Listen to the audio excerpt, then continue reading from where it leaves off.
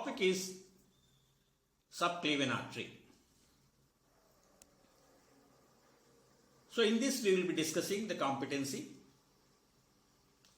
origin, parts, course and branches of subclavian artery. So in this picture you are seeing the manubrium sternum with the attached first strip. So you can see the subclavian artery emerging from the thoracic inlet, and we can see the three parts. Second part is behind scalenus anterior, first part is medial to scalenus anterior, and third part is lateral to scalenus anterior muscle. We can also see that first part is giving rise to internal thoracic artery, vertebral artery, thyrocervical trunk, and second part giving rise to costocervical trunk. Third part is not giving rise to any branch. So, subclavian artery, they are asymmetrically paired arteries. They supply blood to posterior cerebral circulation, cerebellum, posterior neck, upper limbs, and superior and anterior chest wall. Origin. We can see in the picture that right and left subclavian arteries have different origins.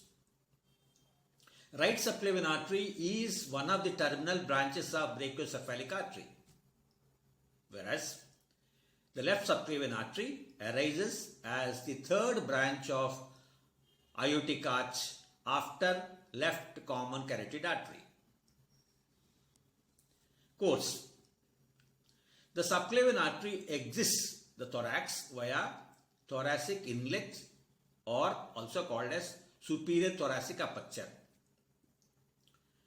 Then it passes between anterior and middle scalene muscles. Then it is passing in the posterior triangle of neck. At the lateral border of first strip, it continues as the axillary artery. In this picture you can see that the subclavian artery is crossed by scalenus anterior muscle. And you can see that the part behind the scalenus anterior is called a second part. The part medial to the scalenus anterior muscle from its origin is called the first part. And the part lateral to the scalenus anterior scalenus muscle to the outer border of first strip is called as third part.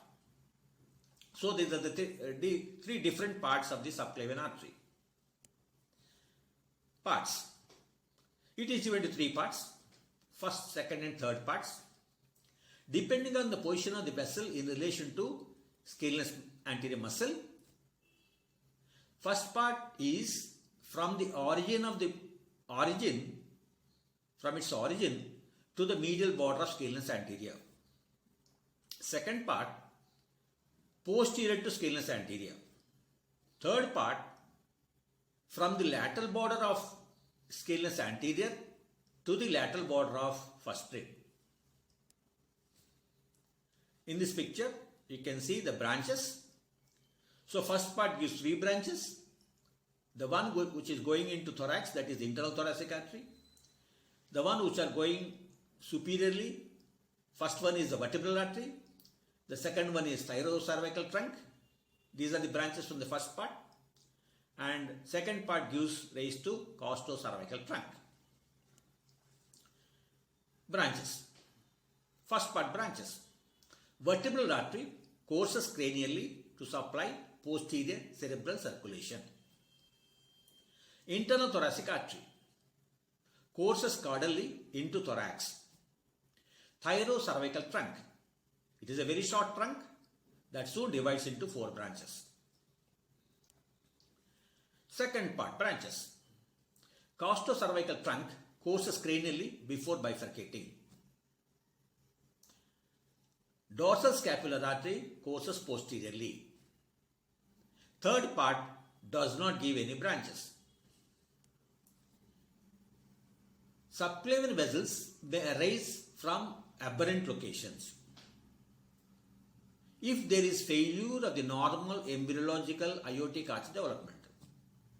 The most common variant is aberrant right subclavian artery.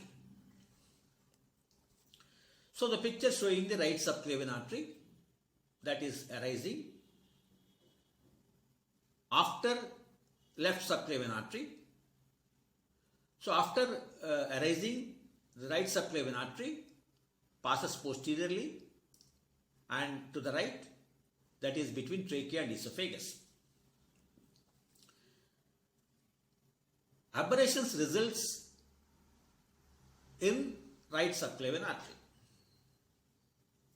Arising distal to left subclavian artery, courses posteriorly between trachea and esophagus to reach the right side.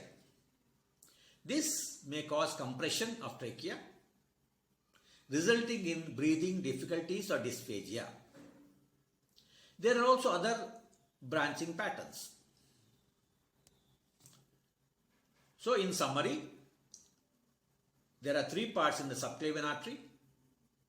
First part is medial to scalenus anterior.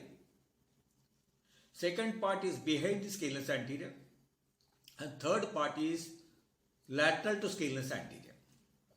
First part gives vertebral artery, thyrocervical trunk and internal thoracic artery. Second part gives rise to costocervical trunk. Third part does not give any branches.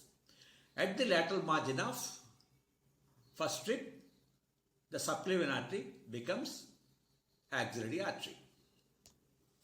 Thank you.